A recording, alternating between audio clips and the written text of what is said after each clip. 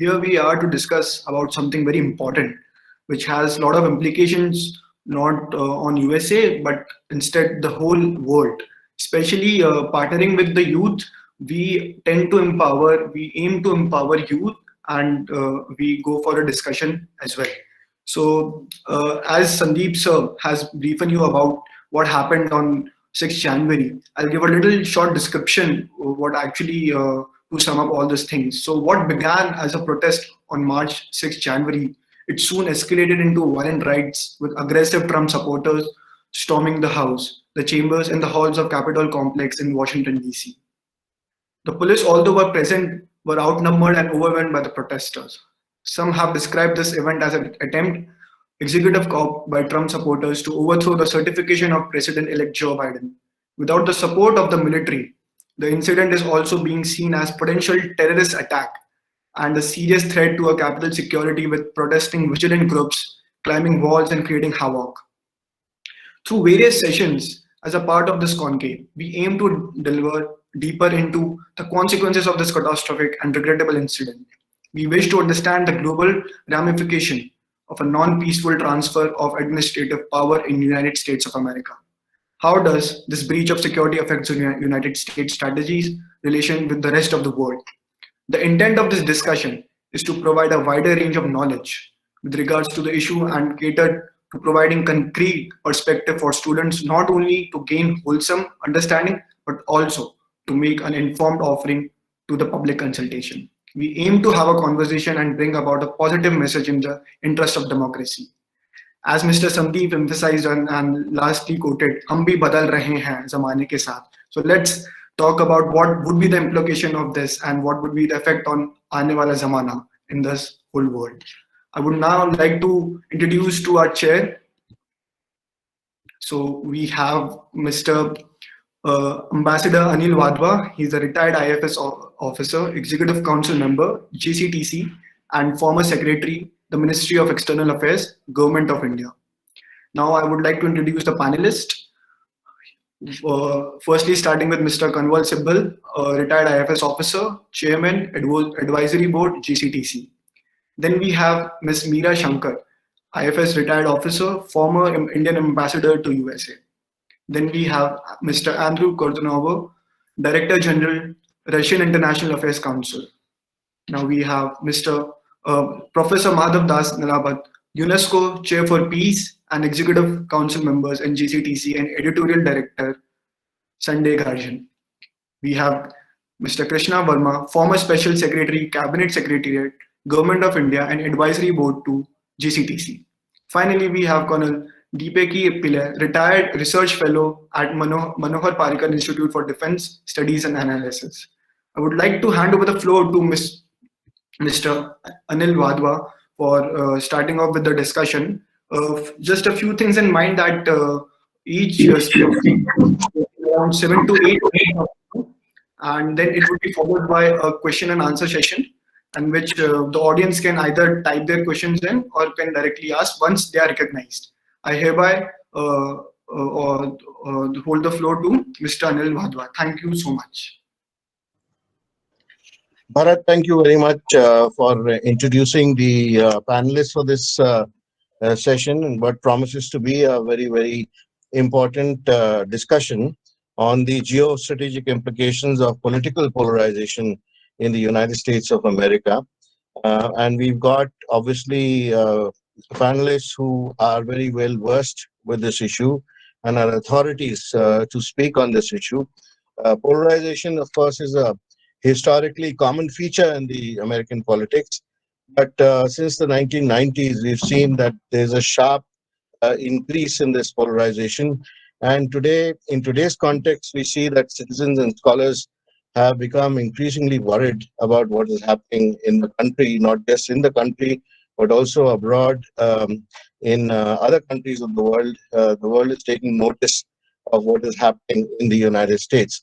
I don't want to dwell too much about the subject because we have a star-studded panel, and I would like to straight away request former Foreign Secretary, Ambassador Kamal Sibal, to take the floor and talk about this issue.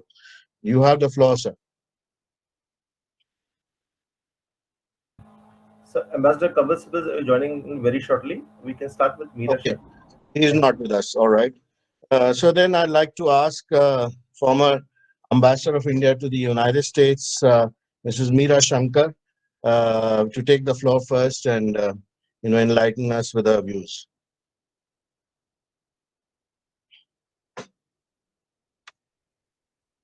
You're muted. If you can unmute yourself, please. Thank you. Um,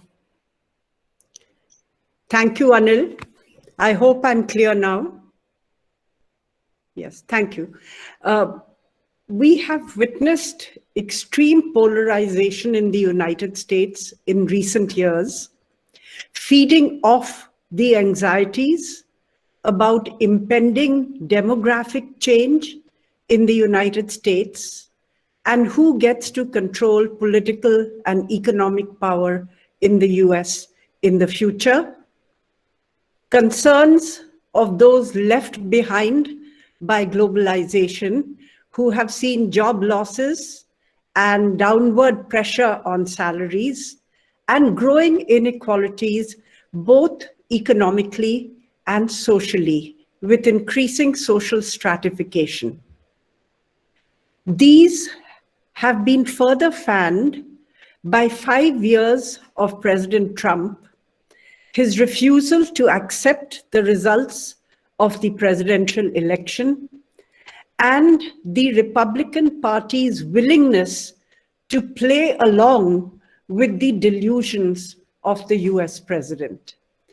Now, this clearly marks a change from the traditional US ability to create a centrist consensus with central or moderate Democrats and moderate Republicans being able to cooperate with each other across the aisle. Indeed, this is what Senator Dianne Feinstein told me when I was there as ambassador, that she doesn't see this anymore because the social interaction which greased the wheels of decision-making in the US Congress is no longer there, as most of the congressmen and senators have working spouses or children in different ages and no longer really live in Washington. They don't keep a home in Washington. They basically live in their constituencies and come to Washington for 3 days and then rush back home. Whereas earlier, the congressmen and senators would always have one residence in Washington and one in their constituencies. And there was a lot of socialization across the board in Washington. This no longer happens. I think the polarization has also been exacerbated by the growth of social media and its ability to create echo chambers where you only listen to similar views or read similar views. So you can create alternative universes in the same country, in the same polity, without any meeting point where they can actually look dispassionately at the other side's point of view and strive for consensus.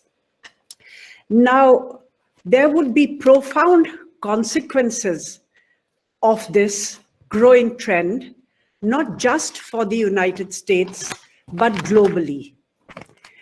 At its most basic, if we take a look at the scenes of the mob rampaging through the US Congress in an effort to violently prevent certification of the election process by Vice President Mark Pence and the Congress and Senate, then what you will see is that the authority of the United States as a democratic exemplar across the world is seriously hit.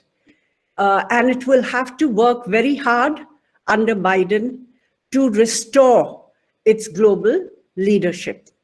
This leadership was already impacted by its inability to handle the pandemic, being the country with the largest number of cases, very many deaths, the sheer incompetence and again political polemics of the pandemic in the United States had already impacted its image globally. And now we see that this has been compounded by the inability to observe the democratic conventions and principles which are recorded, which are actually intrinsic to democratic functioning, because the peaceful transfer of power is the key characteristic of a democracy, apart from the fact that governments are chosen by the people and those choices are respected by all, irrespective of whether the outcome is in your favor or goes against you. So this fundamental democratic principle has not been accepted by a section of the US population, which continues to believe that the election was fraudulent. Having said this, I must also mention that the whole process of the election did reveal some of the US's institutional strengths, because you will notice that more than 60 court cases which were moved by the Republicans were thrown out, many by courts which had judges in majority who had been appointed by a Republican administration, including the Supreme Court. So more than 60 cases thrown out, the judiciary reflecting its independence and objectivity. The certification of the voting process by the electoral representatives, irrespective of whether those representatives were Republican or Democrat. The certification of the electoral process by the states and the governors of states, many of which were ruled by Republican administrations. And this, despite the pressure that President Trump put on those Republican majority states to overturn and not certify the election results, including after the results, as we've seen. So some of the institutional strengths of the US were clearly at play, but at the same time, this enormous weakness and vulnerability where you can have one whole section of the people refuse to accept an electoral verdict. And while one can say that much of this has been fed by President Trump's own personality, I think the greatest weakness that was revealed was the unwillingness of the Republican Party, which should have known better, to call out the election result and to play along with Trump in this whole process, even after the court cases had been thrown out, thereby feeding his delusions. So as I said, the moral authority of the United States as a democratic exemplar will get weakened as a result of the scenes that we have seen unfolding in the US Congress. And it will take a lot of effort and time to restore this kind of leadership.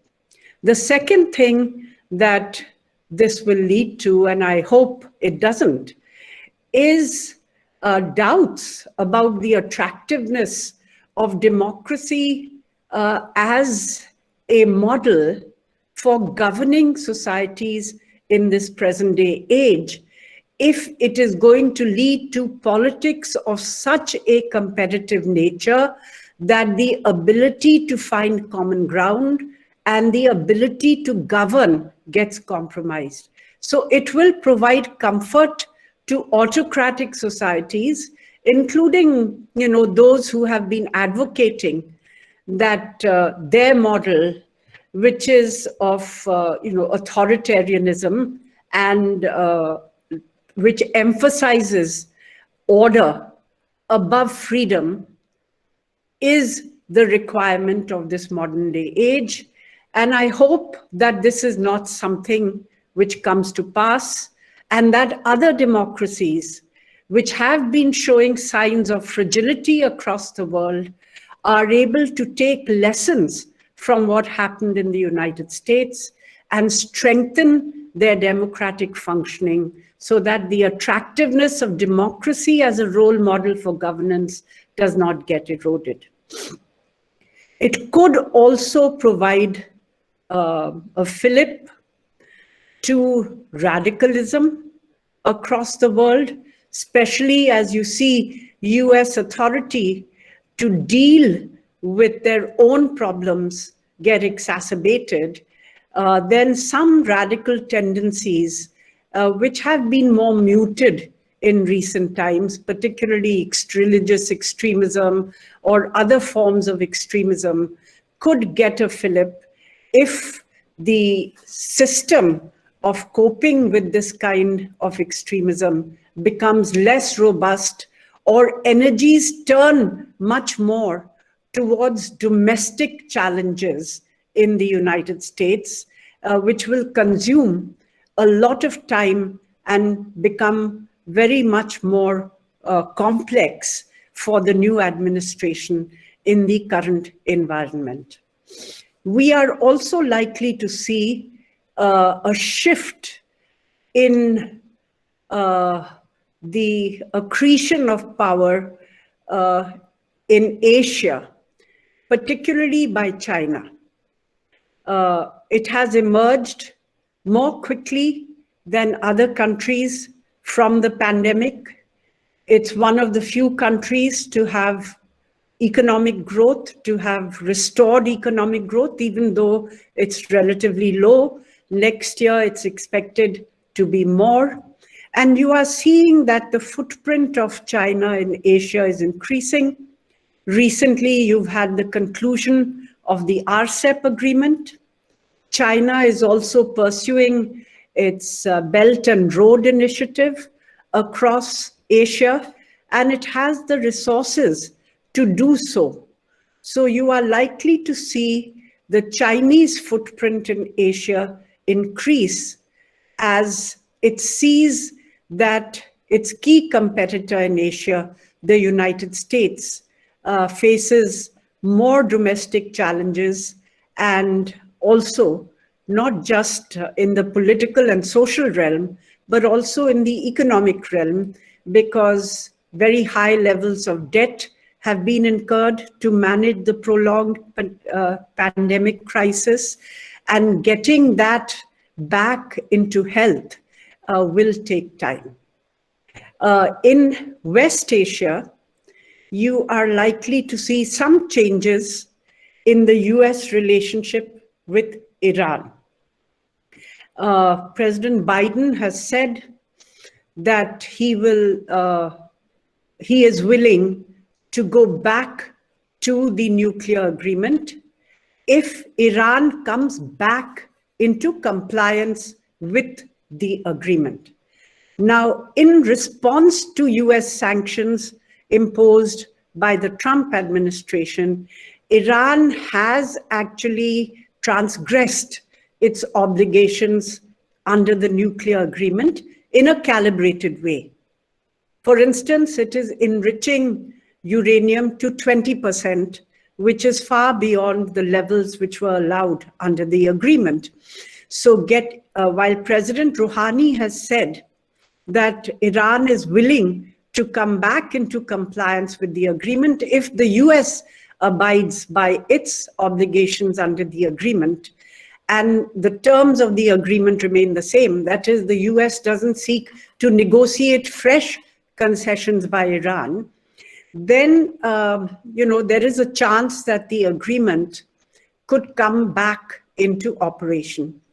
And the fact that the Biden administration now has control of the US Senate, having won the 2 runoff seats in Georgia, means that its ability to actually do away with the sanctions on Iran, which even the Obama administration had not been able to remove, even though it was obliged under the nuclear agreement to do so, because the Republicans control the Senate. So legislative sanctions had continued, Biden would be in a better position to remove those legislative sanctions. But again, It will be a difficult task because just a majority of one, with Kamala Harris casting the deciding vote, means that it's a very narrow majority in the Senate, and the Republicans may continue to oppose any concessions to Iran, as would the Israelis, because Israel has been extremely concerned about revival of the nuclear agreement, and there is some speculation that the recent assassination of this nuclear scientist in Iran was partly designed to cause a reaction in Iran and thereby forestall the possibility of reviving the nuclear agreement, in a sense tying the hands of the Biden administration before it takes office. So it's not certain that the Biden administration will be able to proceed, but if it does, the US will have a different scenario in the Gulf. Till now, it's been relying on the US, on Saudi Arabia and Israel and the Gulf states, and they have been seeking to isolate Iran. This policy could undergo a change. It will also accelerate the withdrawal of the US from Afghanistan. I think Trump has already precipitated more withdrawal of US troops, and Biden is also committed to this, though he has kind of said that it will depend also on situation on the ground. He won't move out precipitously. But obviously, there will be pressure to end the engagement in Afghanistan, military engagement in Afghanistan, and have some kind of end game play out. That may have consequences for our whole region in South Asia, depending on whether there is a reasonably sustainable situation there, with Taliban being brought in but not dominating the Afghan scenario. If there is no sustainable situation there, then we can see more volatility and the possibility of greater radicalization or extremism in the chaos which might ensue. I would also see a continuation of the trends for protectionism, because though Biden has been a globalist, the pressures which the constituencies which voted Trump into power will exert will continue. Therefore, the kind of continued growth of globalization is certainly not going to be there, and we will see more protectionist tendencies continue even under the Biden administration, though it may be moderated somewhat. And finally, you're going to see the issue of climate change, where Biden will join the Paris Agreement and has also set out fairly ambitious goals for the US going beyond the climate change agreement, including for net carbon neutrality, achieving net carbon neutrality, and achieving net carbon neutrality for electricity and transport sectors much before. So there are ambitious goals that he set out, and getting the climate change discussions back on track is going to be a key priority for the Biden government. Again, there are those who will oppose, but I think on this, the controlling majority in the Senate is going to be important for Biden. Without this, it would have been near impossible for him to pursue his agenda. And finally, I think Biden will have to work to re-establish US credibility across the world, which has been, I think, dented by Trump's retreat from the world. You know, basically America first, what are we doing across the world? We are spending unnecessarily. I think he's going to try to restore US's traditional alliances with NATO, with his allies in Asia, Japan, Australia, South Korea, with strengthened relationships with strategic partners. But it's going to be an issue for him to restore US credibility. And also you can see that, take for instance, Europe.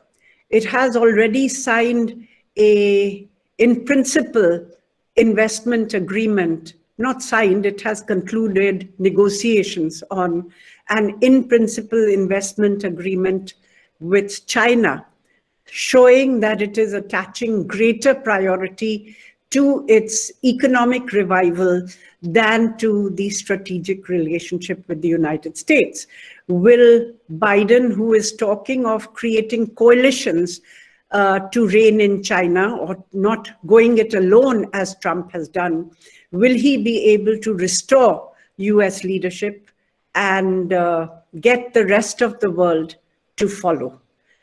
Vis-a-vis China, he has talked of engaging China on global issues, the pandemic and future health crisis, climate change, and nuclear proliferation. These are the three issues he has talked of engaging China.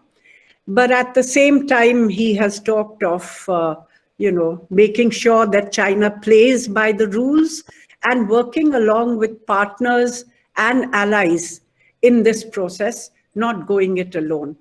Again, the pressure. I think we will need to. Sorry, okay, I'm just winding up, last sentence.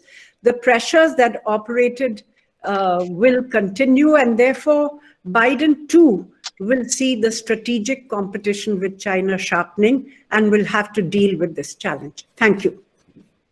Thank you very much, Ambassador Meera Shankar, for very pointed views and conclusions that you drew from the current situation, ranging from what is going to happen in the United States, but also the consequences across the world, the problems which have arisen to democracy, and also the strengthening of forces of extremism, radicalism, also the accretion of power in Asia by China, and at the same time, what one can expect from the policies of the United States under the Biden administration.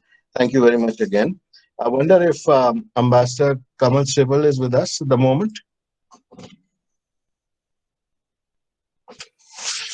Within a few minutes, he could. All right. If he's not here still, then I'd request Mr. Andrei Kortunov, Director General of the Russian International Affairs Council, to give us his views. You have the floor, sir.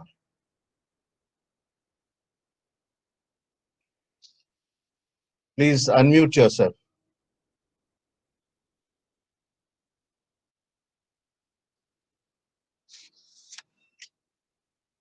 Well, yeah, first of all, thank you for inviting me to take part in this very interesting and very thought-provoking event. Let me share some of my views on how the current developments in the United States might affect the U.S. foreign policy in general and U.S.-Russian relations in particular. And let me start with saying that, of course, Democrats winning the upper chamber of the U.S. Congress was a game changer in many ways. Now, I think we can expect that the nomination process will go smooth and fast, and Biden is likely to put together a very strong, very professional team on foreign policy and defense policy in place.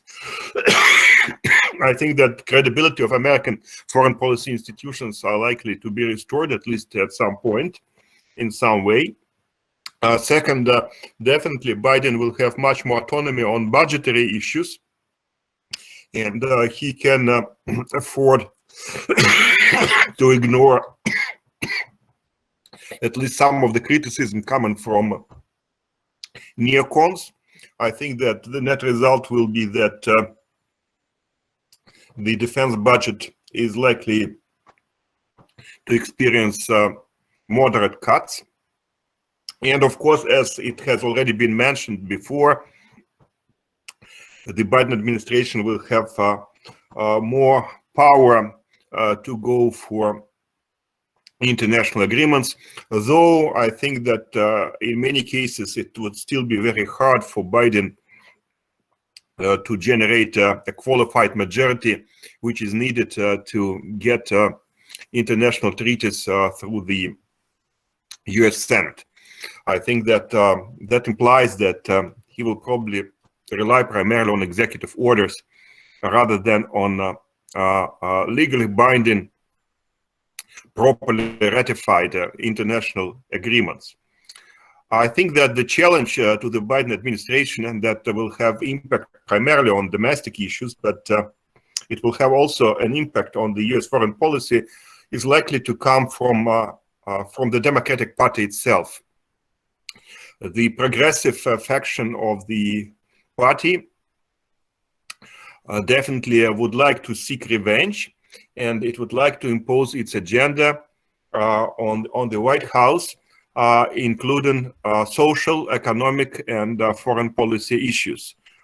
And it's yet to be seen to what extent the Biden team is ready to resist the pressure coming from the most radical factions of the Democratic Party, including representatives of these factions in the US Congress.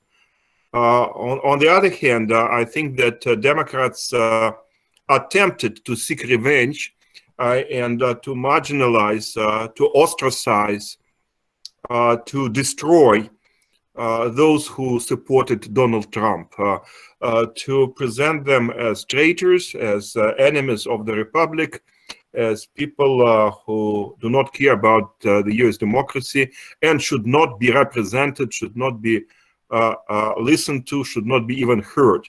I think that this is really dangerous because Trump can still rely on support from a large part of those who voted for him in November. And we should not forget that more than 70 million Americans supported Donald Trump, and that except for large metropolitan areas on the coastline, on the eastern and western coastlines of the United States, the rest of the country basically supported the Republican agenda in general and the Trump agenda in particular. So it is not just a marginal majority, it's not a faction of the voters that can be ignored. And I think that if Democrats try to ignore this part of the American electorate, the United States will remain a divided country, and these divisions might get even deeper than we saw them over the last 4 years. And let me also add that, of course, I'm not a Trump supporter, and I think that he really misbehaved in a very serious way, not only in January, but also long before January 6th. But his opponents should also take a part of responsibility for the current divisions in the US society, in the US political establishment, and definitely the way how the president of the United States was treated by the liberal media over last 4 years is not the way how respectful media trust their political opponents. So this is something that we should definitely also keep in mind and see how it evolves. Now, in terms of relations between the United States and Russia, and how the recent events might or might not have affected this relationship, I think that definitely it would be even more difficult to restart a dialogue between Moscow and Washington. Of course, Trump is perceived by many in the United States as a strong supporter, if not a puppet in the hands of President Putin. And this perception will not fade away anytime soon. So Moscow is perceived as being at least partially responsible for the recent events in Washington, D.C., and all the problems that emerged during the election campaign of 2020. The official officials from the US government did not discover any serious Russia's engagements in the election campaign itself, but there were revelations about the alleged Russian interference with the basic US infrastructure. So though I think the attention in terms of interference is gradually shifting from Moscow to Beijing, but Moscow still remains a kind of convenient villain which is held responsible for all the problems that emerge in the United States, specifically in the political domain of the United States. So what we can expect, I think that it's fair to expect a couple of things. First of all, the Biden administration is likely to be much more interested than the Trump administration in rescuing at least the remnants of the US-Russian arms control infrastructure. I think that Biden is interested in extending the New START agreement for another 5 years and to start a dialogue, either bilateral or a multilateral dialogue with Moscow and other nuclear countries on strategic stability. I think Biden might go for a P5 meeting, though it would be a difficult dialogue because the starting positions in many ways are not easy to reconcile. I think we can expect potentially more cooperation, or at least some kind of collaboration between Russia and the United States in the Middle East. And here Russia is likely to be a deal taker rather than a deal maker. So a lot will depend on the dynamics of relations between the United States and Iran. And let me add on this subject to what has already been said here, that we should not forget about the domestic developments, not just in the United States, but also in the Islamic Republic of Iran. I think that right now, so-called reformers in Iran are on defensive. I think that we are likely to see more advances made by traditionalists, by the conservative part of the Iranian leadership. And I think that will be reflected in the outcome of the presidential elections in Iran that should take place this year. So there will be additional obstacles to a renewed Iranian-US dialogue coming not just from Washington, but from Tehran as well. Therefore, I think that we cannot be too optimistic about JCPOA, though I do not exclude that the Biden administration will do its best to bring the United States back to this agreement, and the Iranian leadership is likely to follow this path, provided that most of legislative sanctions imposed on Iran by the United States are likely to be lifted. The economic situation in Iran is desperate, and therefore the incentive to have sanctions lifted is strong enough. It might overshadow the current irritation which is flying high in Tehran regarding the United States and its policies. Getting back to Russia, I think that we will see a much harder rhetoric on human rights, and Biden is likely to pursue the human rights agenda in a much more aggressive way than his predecessor. That might affect not only Russia, but some other countries. I do not even exclude India from this list. But in practical terms, I think that would mean that Biden will render much more support than Trump to Russia's or Putin's opponents in the former Soviet space, namely countries like Ukraine, Georgia, maybe Moldova will get more support from Washington than they used to under Trump. I think that we can also expect new sanctions. Sanctions will continue to be a major foreign policy tool of the United States under Biden, but the key issue is whether the key question is whether Biden is willing or is capable of raising sanctions to a new level and introducing something which Trump introduced for Iran, whether Biden will try to get Russia out of SWIFT or whether Biden will try to block Russia's exports of oil and gas in international markets. I personally don't think that it will happen, because if Biden goes that far, it will create new significant risks for the US economy and for the stability of the international economic system. It might have a negative impact on Biden's efforts to overcome the consequences of the COVID pandemic. So the price that he will have to pay for a new level of sanctions is probably too high for him to go for it. And finally, let me say that I do not see any prospects for a new US-Russian reset. I think that definitely the relationship will continue to be adversarial.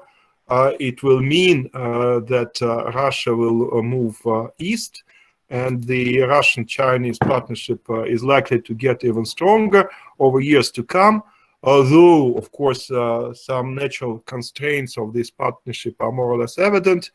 And if we are thinking about a change of the agenda, about some kind of light in the end of the tunnel, this light will probably be seen close to the end of the Biden administration, when we are likely to observe a major generational change in the US political establishment. Definitely the Biden administration is not capable of a profound revolution either in the US foreign policy or in the US domestic agenda. So the changes which the United States really needs are probably going to be delayed for another 4 years. Thank you. Mr. Kortunov, thank you very much for those very incisive comments. And, you made three very important points there. One is that the Democrats cannot ignore the Republican supporters because this will lead to more polarization in the United States. And also the opponents of President Trump must take responsibility in the deteriorating situation in the society. Liberal media also must share the blame. And the third point, which is very important, which you made, is about the US-Russia relationship. In your opinion, it's going to continue to be adversarial, except there will be some adjustments on the arms control framework, and perhaps in the Middle East as well. And you expect that the emphasis on human rights will strengthen in the future. Also, you said that the US-Russian reset can only be expected towards the end of the Biden administration, and that we will see Russia moving further east, which means a strengthening of relationship between Russia and China in the interim. Thank you very much for those views, sir. I have next on the list. Has joined. All right. So former Foreign Secretary Ambassador Kamal Sibal is with us, and may I request him to take the floor now and give us his views. Thank you, Anil. Can you hear me? Yes, we can. Thank you. My video is not working, so I don't want to fiddle with it because the sound may go. Because I'm not in Delhi, so where I am, apparently there is some difficulty in getting access to the camera. Anyway, first of all, I heard very carefully what Mr. Kortunov has said about the prospects Russia sees of the politics of the Biden administration. And I must say that I find myself virtually totally in agreement with what he has said and the perspectives he has given. It's my own view also that we are going to see continuing polarization in the United States because the Democrats themselves have contributed to this polarization. It's not as if Trump and his supporters have been responsible for this. The Democratic leadership has become very elitist traditionally it was supposed to be a party of the people, but today many feel that it has become very elitist, and they have contempt for these kind of supporters that Trump has. And I think Hillary Clinton had used a very, how should I say, a phrase to describe them, which which I don't think is entirely wrong. Now, this attempt actually to impeach Trump, knowing that Trump secured, as was said, 70 million votes, and in many states in which if they had gone in his favor, the election result may have been uncertain, and in those states the margin of victory for the Democrats is thin. So now, if they have these kind of impeachment proceedings, which means that the healing touch which Biden said he wants to provide, he will not be able to do so. And therefore, this is going to affect the internal politics of the United States and also the external politics. But what that will mean is that there'll be far too much focus on managing the internal politics of the United States.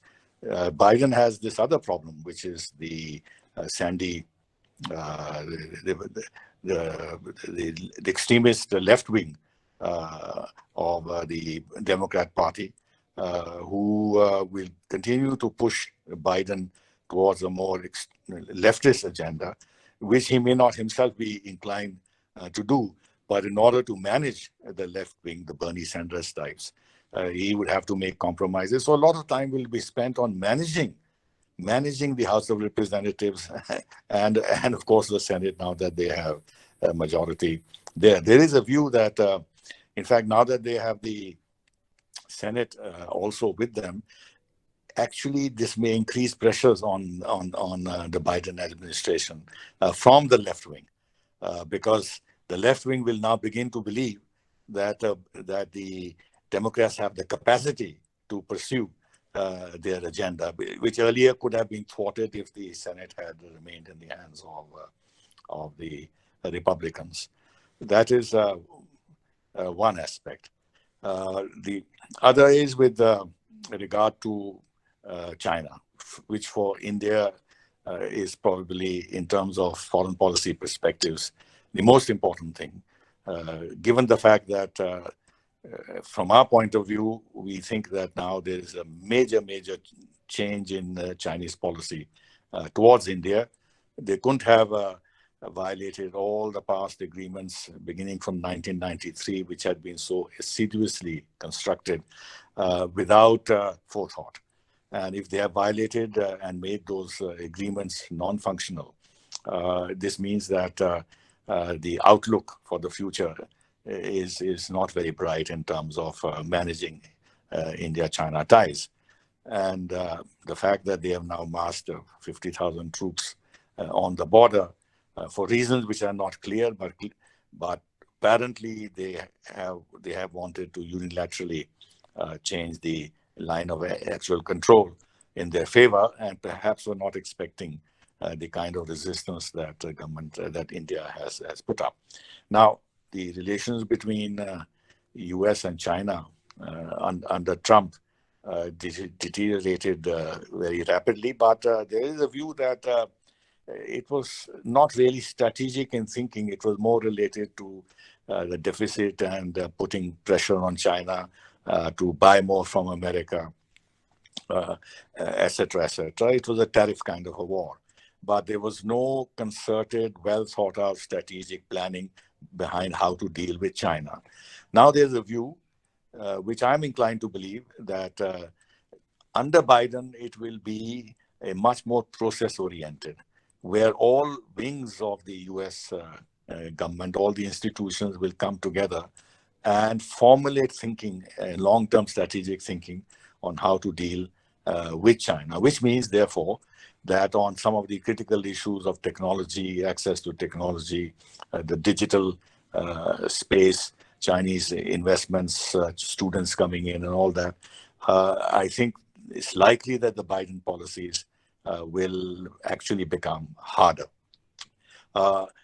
in the case of Trump, the CIA was working against him, the FBI was working against him, the liberal press was working against him, and now there will be much more concerted thing. The only thing which some people are now saying is that with the latest decisions by Xi Jinping, which he has very artfully announced of lifting the equity caps in many sectors of the Chinese economy, this has actually, this is a way to woo Wall Street, which earlier Wall Street was getting more and more alienated in a sense because many of their expectations were not met. And now it is possible that they may want to fully use the opportunities that are being given, that probably will be given to them. And therefore, that may act as some kind of a dampening influence. But on the other hand, I think the overall feeling in the United States is now very deeply conscious of the Chinese threat, and therefore people like Blinken and the National Security Sullivan, National Security Advisor, and others, I think will shape a stronger and more effective China policy. They want to reach out to Europe, as we've seen, but unfortunately the Europeans have gone ahead and signed the investment agreement, not signed, they have agreed in principle to the investment agreement with China. Some people feel that this may actually not see the light of day because the European Parliament, which is full of human rights activists and climate change, well, not climate change, human rights activists and labor right people and things like that, and Greens, they will take a very different political view of the whole thing, and therefore the thing may get stalled.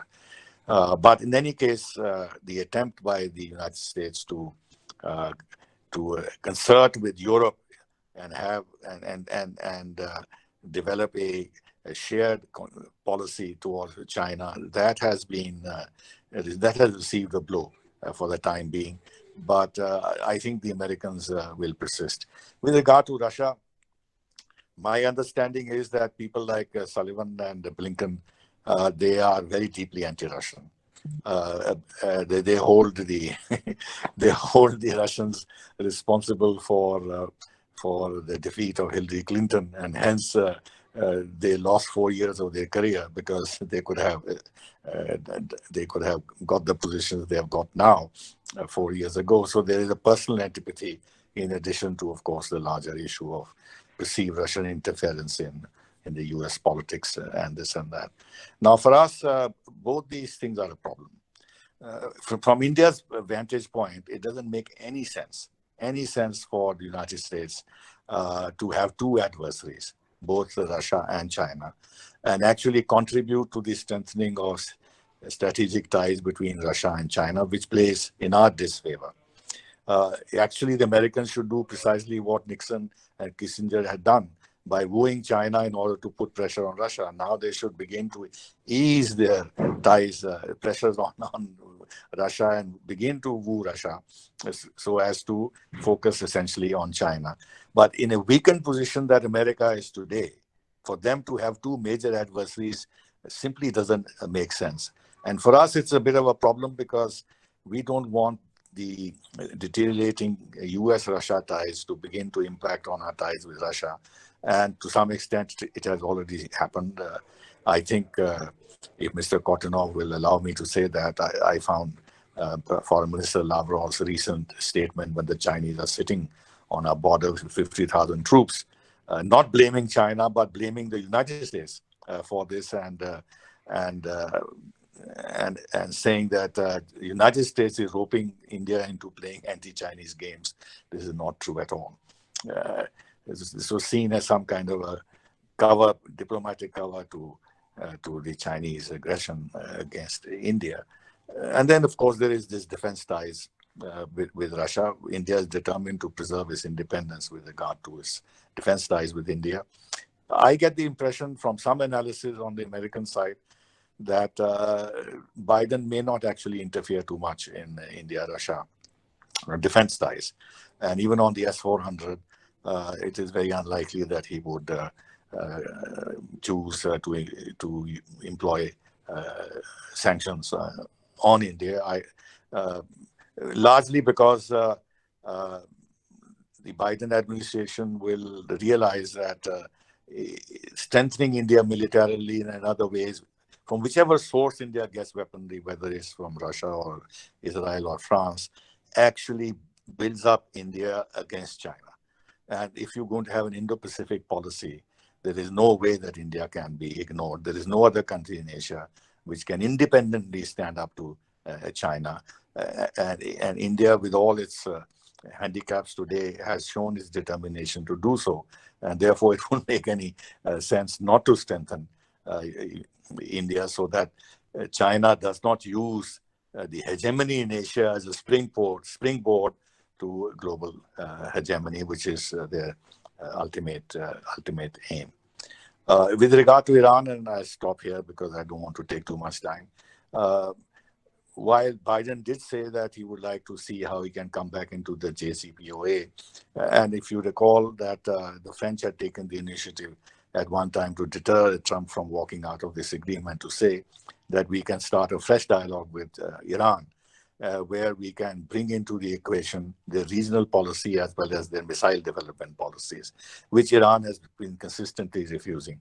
Now, it's possible that that kind of an approach and thinking may be given encouragement by the Americans. But other than that, the whole landscape has changed so much in that area, where Israel now has dramatically succeeded in its relationship, opening up relationship with the conservative Arab monarchies, with Iran in mind, and given the influence of the Israeli lobby in the United States, to which any administration in the United States is very sensitive, I think any approach towards Iran, which seems to suggest that Iran can have some space with regard to its nuclear program, will be seen very negatively by the U.S. Congress, in which the Israelis will play a big role.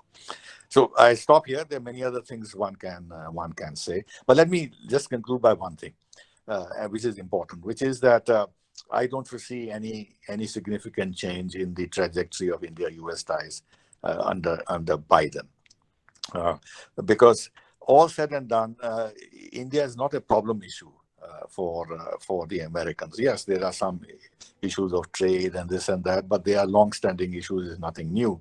But the strategic aspect, especially when America begins to think much more strategically in the traditional sense, India's importance will continue to be recognized. And with the bipartisan consensus that exists, even if there are issues on human rights here and there, they're relatively minor. They have existed in the past. In fact, they have been worse in the past, in the 90s especially. So we can handle that. So that's how I see the situation. Thank you. Thank you very much, Ambassador Sibbal. As usual, it was a very broad canvas, and your some very important points that you made there, including the fact that there will be not far too much focus now on managing the internal politics of the USA, which is not the case so far. And also, you made the point that relations between the United States and China obviously will be looked at from a long-term policy point of view and some strategic thinking, which was not the case so far, more based on trade and investment issues. You also made the point that EU has gone ahead and agreed to a very important agreement with China, which may get stalled, but for the time being, the US efforts to team up with the EU against China has definitely suffered a blow. And again, you made the point that it makes sense that the United States does not have both Russia and China as adversaries, because as far as India is concerned, it creates a difficult situation. Also, you made the point that the Biden administration may not interfere too much in India-Russia defense ties. And on Iran, you said that Biden has said that he will come back to JCPOA, but the landscape has changed a lot in the area, and any space given to Iran for furthering its nuclear interests will not be seen very kindly in the US Congress. And on the whole, you made the point that the India-US ties will will not see any major change in trajectory. Thank you very much, sir, for your very comprehensive views.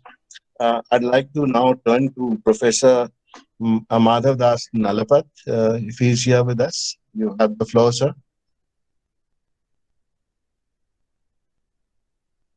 Professor Nalapat?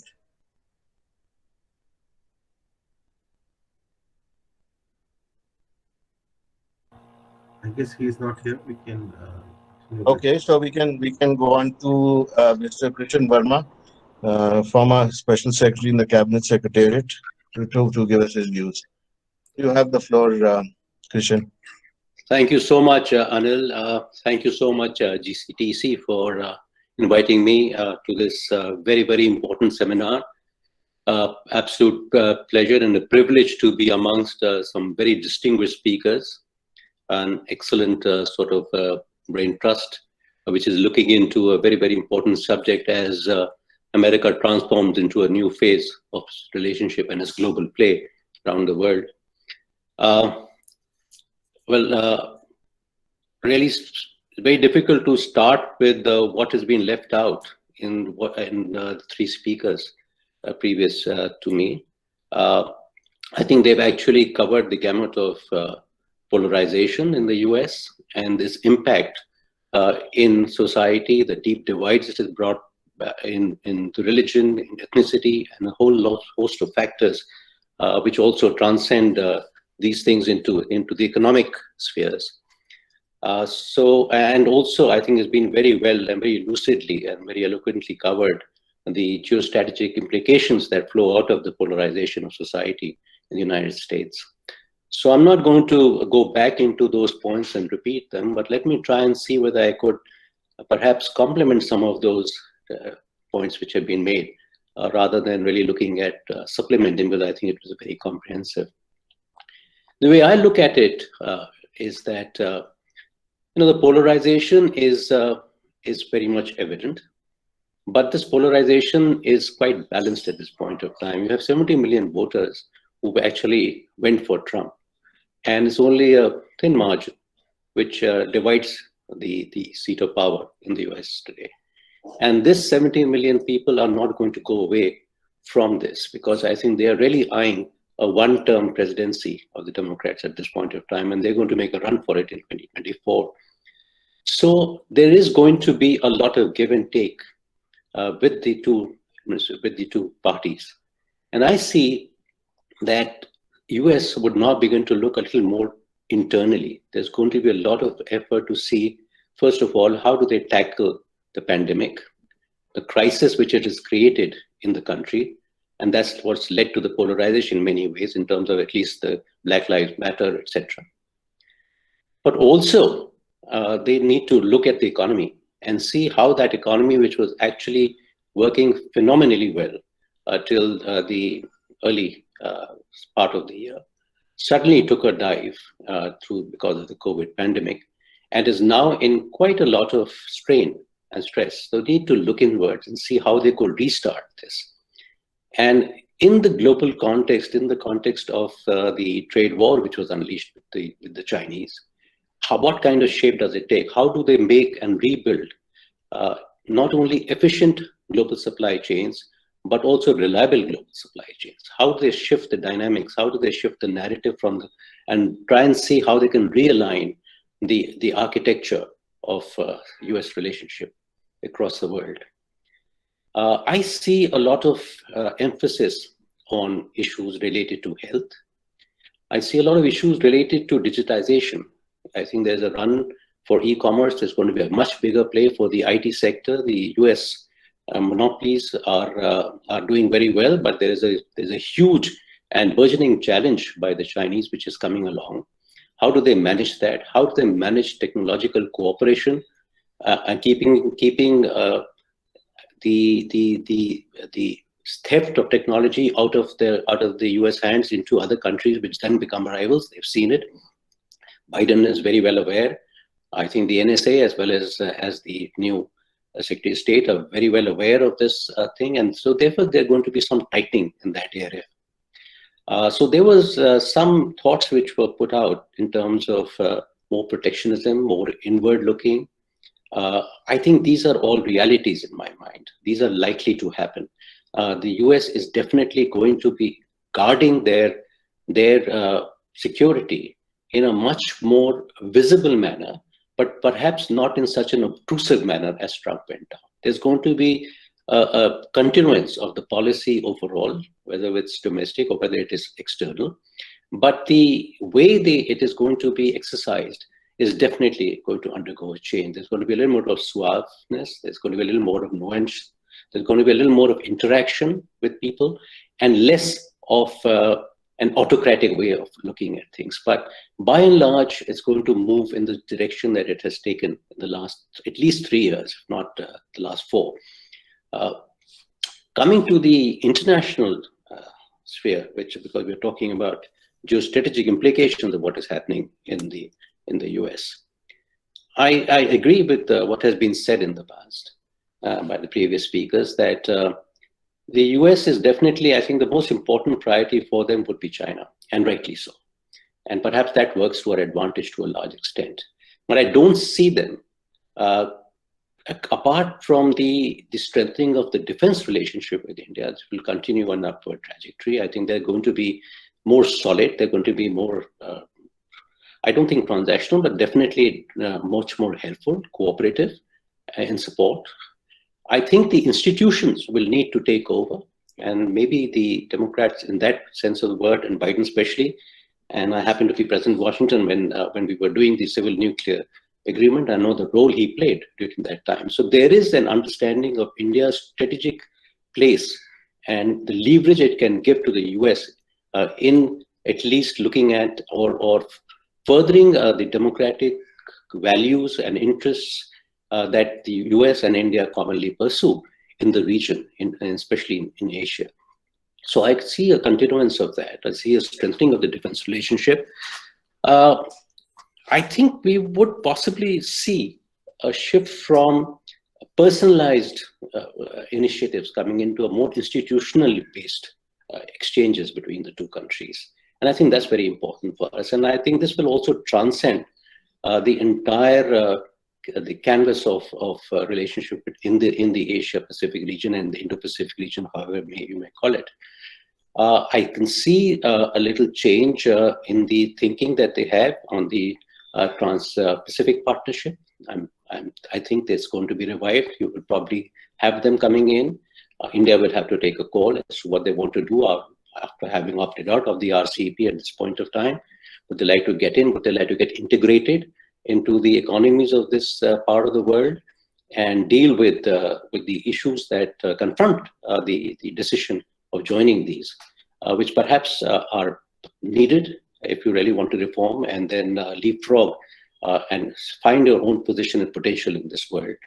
So I think the Americans are going to be helpful to that extent. You will possibly have those irritants which will continue, but I think they'll be more diluted in many ways, which is human rights or trade issues. They will be flagged at times, but I don't think they're going to be brought into a point where they become confrontational, or they become, there's some derisive language which is exchanged at the leadership level from the US side, especially on this. I think I share the views already expressed on Russia. Though I would say, and I will go with Ambassador Sybil to suggest, in fact, this is something that I have written about recently, that we really not need to go back into the drawing board and see whether we should allow the Russia-Chinese partnership to grow, or should we do what Nixon did, and we should we not look at somehow bringing Russia out of that orbit and do the same thing. So I'm not using the word Cold War II, but that's what I'm alluding to in a way, in a much more sophisticated, in a much more nuanced way, that do we need to actually manage China much better by loosening up its partnerships and alliances, which is developing very rapidly. With the two other countries, it doesn't really matter very much, called North Korea or Pakistan, and perhaps to a little extent Iran. But with Russia, it certainly matters, and especially to India, from our chair here, we certainly like to take a look at that. We also have to possibly see how the politics in the Biden presidency plays out for dialogues like Quad, What is its view? How does it go forward? Does it actually impel or take forward certain initiatives which had been taken in the last days of the Trump presidency? Can we get that actually get more? Can we move to a Quad Plus kind of a system during this time? Would the Biden presidency be supportive of that? I personally, my views are yes, we could, but it would be a little more tempered. It would be more phased. It would be more gradual. But nevertheless, I think that is probably the only way to go for the Americans to be able to go back into a situation where China again is a second power, but it is a great distance between the US and China. They need to bring in a little more distance between the two. Technology will always remain, I think, a very, very important role that will play. And I see a clash of interests coming on technology and the race for technology, the race for supremacy in the areas of artificial intelligence, robotics, and machine learning, all these latest technological innovations that are going to go. There's going to be far more degree of competition in these areas. And this is where, again, I think the US would be looking at India, perhaps also with Japan and Taiwan to an extent, for actually adding weight and heft to technological innovation. And I think there's a role here also. So there could be a little change in the geostrategic thinking of the US and the partnership that is going to make.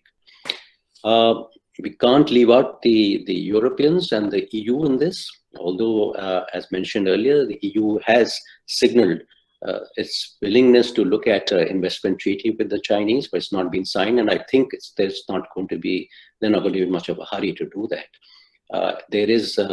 I think the US is going to start looking at the transatlantic partnership, which suffered in the last couple of years.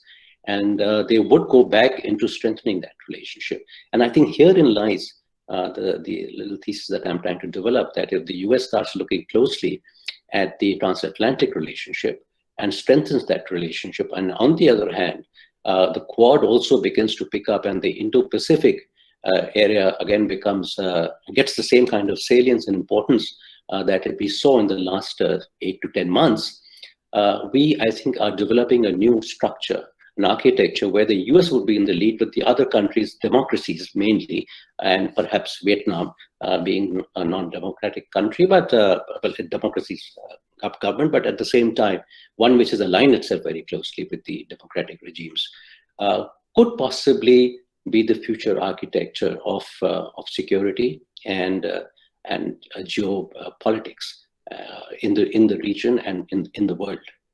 I think that's really what I have to cover at this point of time. And I think I'll stop here. I just make a mention. It's just repeating a point which was made earlier about West Asia.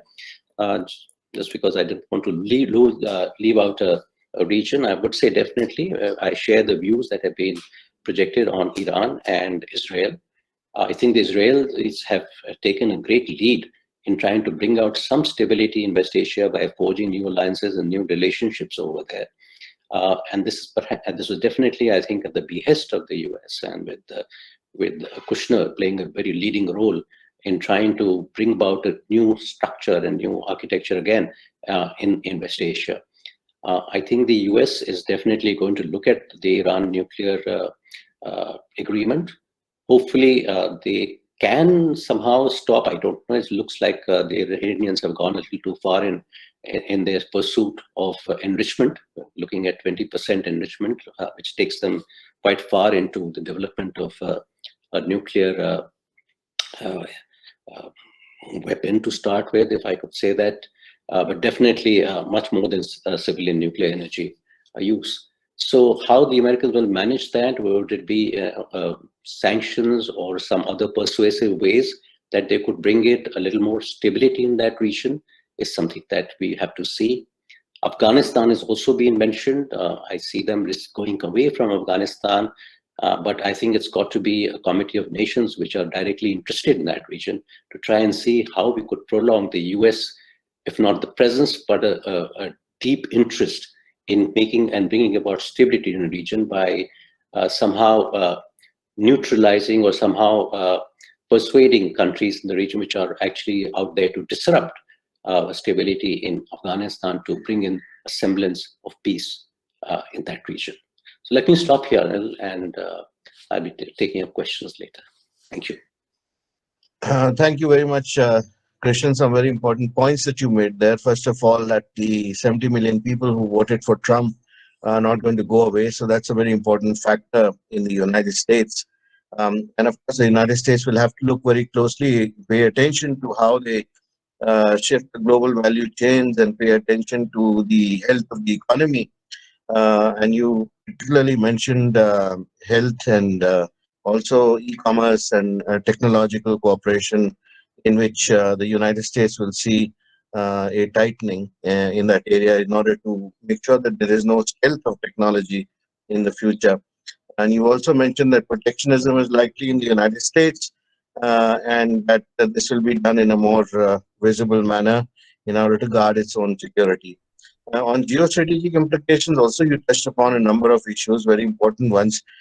First of all, that defense cooperation with India will continue to be strengthened, and we could also see, more of a shift from to institutionalized cooperation rather than personalized cooperation. You also talked about the possible change in the U.S. attitude towards the Trans-Pacific Partnership, and that you tied it up to the decision that India will have to take in that situation, and that the U.S.-Russia relationship again has implications for India because it matters a lot to India. You also saw a new security architecture developing if there is a partnership with the EU and the United States, and again, strengthening of the Quad as far as the Indo-Pacific is concerned. The transatlantic partnership in that context, you pointed out, is going to become very important.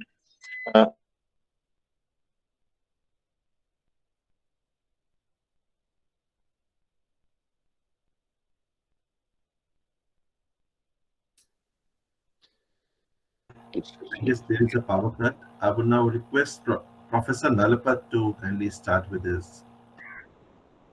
Yeah, thank you very much, and I'm honored to be here with all these expert speakers.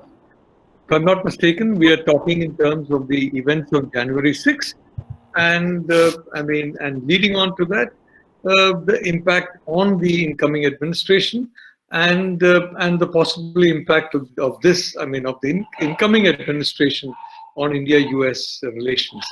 I apologize for not joining earlier, but I was in a lecture elsewhere, which unfortunately went on for far longer than it ought to have. I only want to say that I have always been very optimistic about Joe Biden.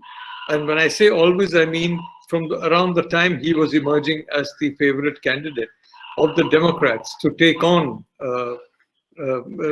Donald Trump. And of course, I have been equally, in a sense, watching the trajectory for quite some time of Kamala Harris in California and Joe Biden in Delaware. And I'm not really alarmed at all in the manner that a lot of individuals were before the election, for example. There was a whole host of voices saying that this would be a disaster for India if these two came to power. Whereas the fact is they were the obvious favorites in the very beginning, because unfortunately for Donald Trump, you can't treat the US government as though it was a private company that you have suddenly inherited, and run the US government the way you run the Trump organization. And firstly. Secondly, the permanent bureaucracy is a very important component of governance, of stable governance, and also in terms of getting your agenda across. And the permanent bureaucracy is composed of human beings. And if you treat those human beings roughly, without respect, and in a manner that as though that they're junior employees, not only you, but some of those close to you, around you, treat them in the same manner, you're going to get a certain amount of pushback from the permanent bureaucracy and slow down a lot of your policy initiatives, and frankly get a lot of leaks in the media because everybody in the permanent bureaucracy that, I mean, at least obviously that I have been in touch with, is in touch with the media.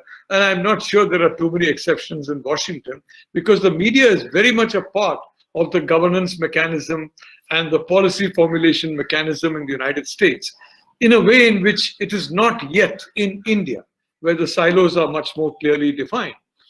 So he has made some rather major errors in his handling of the permanent bureaucracy. But one of the things he did, which I think was an asset finally to the manner in which he has run his policies, or rather, I mean, those around him have run their policies, is to either neutralize or get entirely rid of what I may call the political appointments to the bureaucracy. You know, in the American system, you have, of course, the secretaries, the cabinet level officers who are obviously political.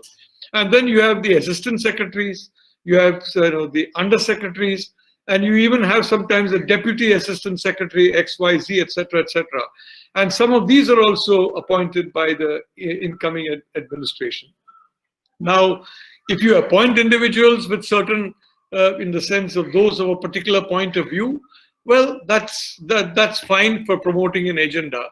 But what happens is that usually these individuals have been chosen, I mean, for their prominence in academics, or their prominence in let us say in helping politicians work out on speeches or policy papers, etc.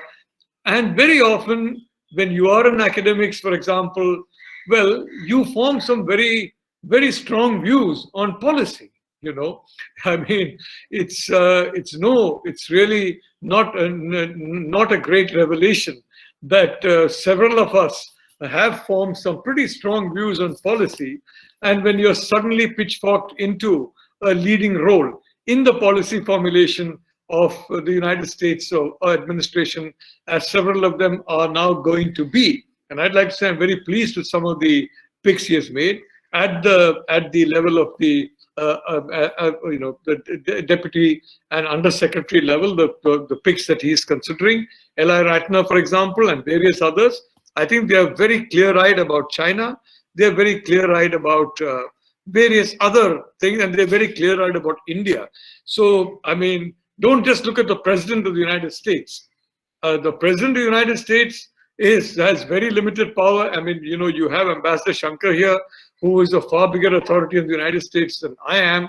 And I'd like to say, I'm sure she'll confirm that if you expect the President of the United States and the President of the United States alone to deliver for you, you're in for a pretty unpleasant surprise, especially if you have a president with mercurial changes of mood, who decide that, okay, I'll deliver something today. No, I'll take it back tomorrow. And most presidents have their moments of mercury and rage and temper, whether it's Obama, whether it's Clinton. I mean, it's not just Trump. Everybody has it. But Trump has been a little open about it. Trump has been a little open about being politically incorrect, whereas several of these individuals in the privacy of their homes, or in the kitchen table, so to speak, where really the immediate family takes the food. I mean, not in the main dining room, but in the kitchen table. Their views are often not all that different from Donald Trump as the views they express to the Washington Post or the New York Times or whatever, journalists or newspapers that they cultivate.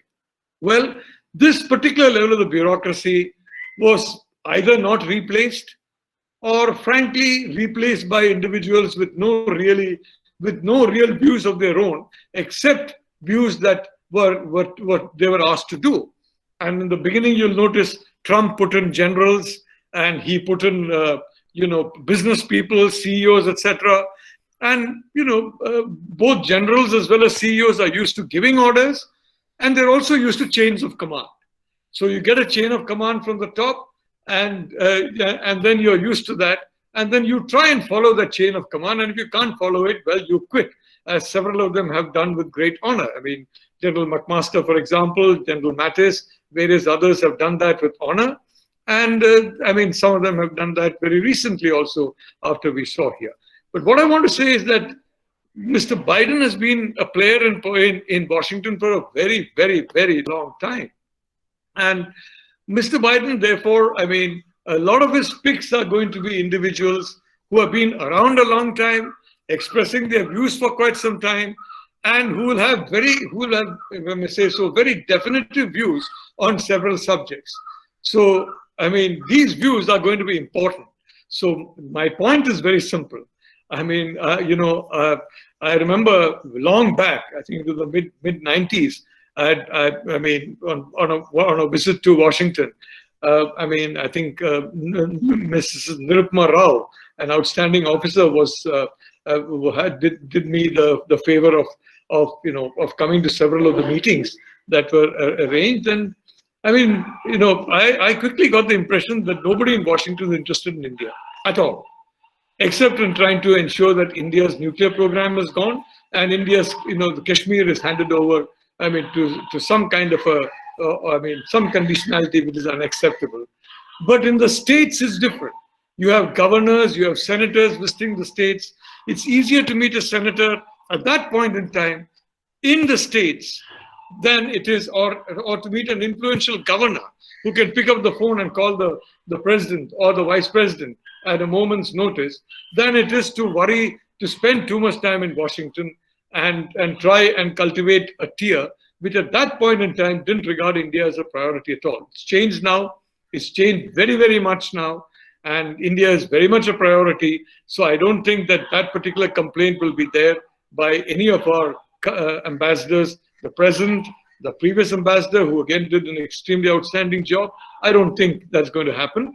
But all I'd like to say is that in the Washington of the Biden administration, I think it's very important to look at this political layer of the bureaucracy, because I think their opinions and ideas are going to be extremely significant in the evolution of policy. And as I said, I've been quite happy with the kind of names that have been suggested to me are likely to make it to that kind of a short list, because many of them are extremely clear-eyed about the changes that have taken place since the 1990s, and in fact, since the last 5 or 6 years. I'm not talking about changes in India, I'm talking about changes in China. Now, China under Xi Jinping has changed a lot. I mean, he has basically distanced himself from, although in my view, Xi Jinping is in the same category as Mao and Deng in being a foundational leader of the CCP. Xi is very different from Deng and very different from Mao. For one thing, he did not throw away Chinese culture, ancient Chinese culture and texts, the way Mao did, and said that, look, why? Because they quote unquote held China back. In fact, he's embraced that to give a greater sense of patriotism and a greater feeling of the exclusivity of the Chinese to the Chinese. I mean, you have American exceptionalism, you now have Chinese exceptionalism. Deng Xiaoping made a very, very, very detailed policy of hiding the big stick, and the big stick actually started getting developed majorly during the time of Jiang Zemin, and very significantly during Hu Jintao, and extremely significantly now. And the difference is the current General Secretary of the Chinese Communist Party has no hesitation in wielding that big stick. I don't think he's going to stop. Xi Jinping is going to stop being Xi Jinping because you have Biden in the White House and not Donald Trump. I'm saying this because, I mean, the Chinese have been very clear-eyed about their contest with the United States. I remember some years ago, I mean, in Beijing, I was at a dinner with some individuals, I mean, as the advisors to leaders all change, and they keep changing with time. And I think one needs to keep current with a lot of advisors or the current leadership. And I was, I mean, I heard somebody else there, a Chinese individual, because my wife and I were the only non-PRC citizens out there, talk in terms of, oh, this is a question of money, little bit money comes, then things will settle down. Well, that individual got a glare and never spoke after that. But just before I left a few days later, my host at that evening sent a book to me at the hotel. And that book was actually Mao Zedong on protracted war. So essentially, the lesson he was giving me was, look, don't talk in terms, don't believe that this is a short-term thing, or it's because of some consequences like a little bit more money or buying a little bit more soya beans. It's much more than that. We know it's going to be a protracted situation.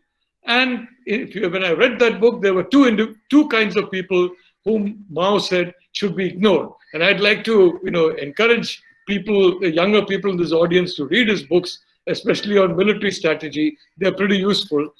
The first thing was eliminate anybody who believes that their side, that is the Chinese side, is going to lose. Eliminate them immediately. And the next thing is identify and eliminate those who are hardcore in believing that it's going to be an easy walkover of a victory, or that victory is going to come without too much of effort. Eliminate them as well. Retain only those who know that that victory is not certain, and who know very well that it's going to be a very hard-fought battle. I think these are lessons which every country's leadership needs to learn when the tectonic shifts of geopolitics changes, as they have been for some time. In the case of India, I believe we have now had a moment of, if I may say so, clarity. And I think that moment of clarity is real, is there, and will lead to policies that are necessary to meet the situation. I'd like to say that several of those who are in the incoming Biden administration have had their moment of clarity, whereas in the past, they would go by the Western definition of of war, which is essentially a kinetic conflict. You have ships, firing at each other. You have missiles taking off. You have aircraft. You have soldiers crossing boundaries. Whereas the Chinese concept of war has long been that it is dominating the enemy, if necessary by war, definitely if necessary by war, but if possible without war. So it is in cyberspace, it is in artificial intelligence, it is in technology, it is in logistics chains, it is in ensuring that your currency goes in for a reset and is replaced by a basket in which your currency is predominant. And the case of China, Xi Jinping went into blockchain, if you remember.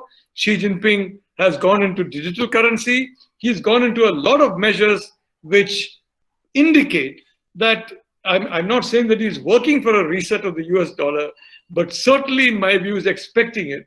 And these days I find, for example, the media in Russia, which is a little more, I think, open about these things, given and they have a very close alliance with China, is now talking openly of a dollar reset, which some of us have been writing about for some time now and talking about for an even longer time. What I want to say is that reality is going to drive US policy towards India, provided the similar reality drives Indian policy towards the US, and of course towards China, towards Russia, towards every other country that we are talking about that are major geopolitical players.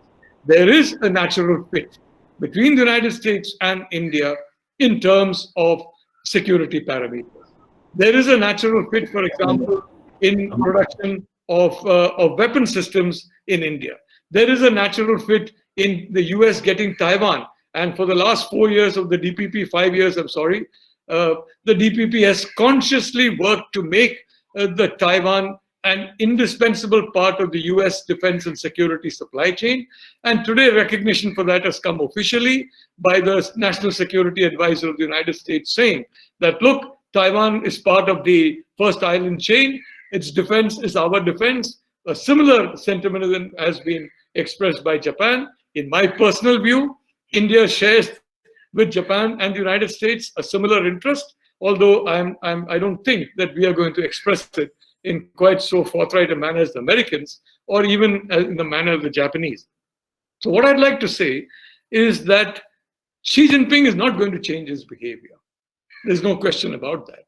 Xi Jinping is on a trajectory in which this behavior, if he changes this behavior, it'll have implications on his leadership, implications on the entire momentum of his drive to ensure that the Chinese replace the Americans. Again, that is something which now a lot of individuals who, when some of us raised this again about, I would say 8-9 years ago, they were quite mocking about it. And I mean, they mock in camouflage. You're never really sure whether they're mocking in camouflage or really mean what they're saying, because they're very good at ensuring that you get the impression that you should be getting. But the reality is today they're openly saying that this is what we want and this is what we're going to get.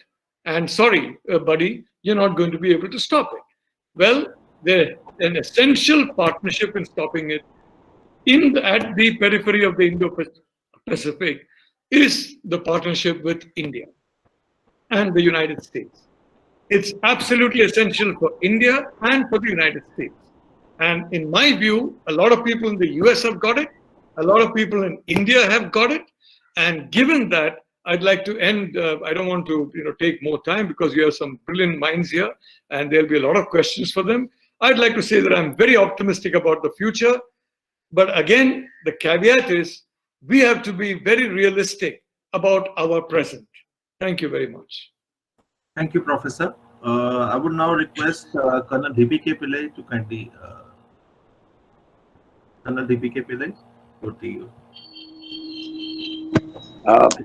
Good evening. It's a matter of great honor for me to be here amid such a galaxy, and I'm really surprised that Tiku's put me in this elite group of people. I can only give a viewpoint from a soldier's perspective from deep down the trench, and I would, I'm really not an expert in this, but the fact is, the topic that we are discussing is the geostrategic implications of polarization that we've seen and the events that have happened in United States of America on the 6th of December. And if you ask me, like many others like us, it's Hollywood that defines for us the idea of America in many ways.